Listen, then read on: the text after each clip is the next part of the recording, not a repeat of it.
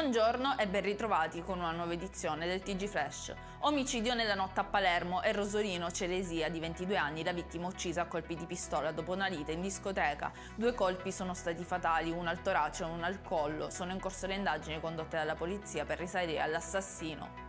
Strangolato detenuto di Barrafranca Alessandro Salvaggio nel carcere di Viterbo. Il responsabile di questa azione sarebbe il suo compagno di cella, un giovane bulgaro di 22 anni. Sembrerebbe che tra i due detenuti sia scoppiata una lite.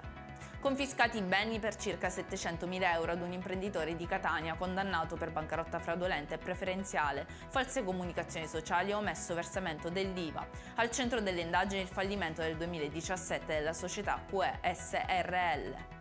Un tunisino di 27 anni è stato trovato morto in un canalone lungo l'autostrada A29 Palermo-Mazara del Vallo. Potrebbe essere a seguito di un incidente stradale. Indaga la procura di Marsala sul caso. Si sfiora la tragedia a Salemi, dove un uomo ha portato 40 bombole di gas nella propria abitazione causando un pericoloso incendio. Le indagini suggeriscono una pianificazione da parte dell'uomo per mettere fine alla propria vita. Per questa edizione è tutto, il prossimo appuntamento questa sera alle ore 19:30. Arrivederci!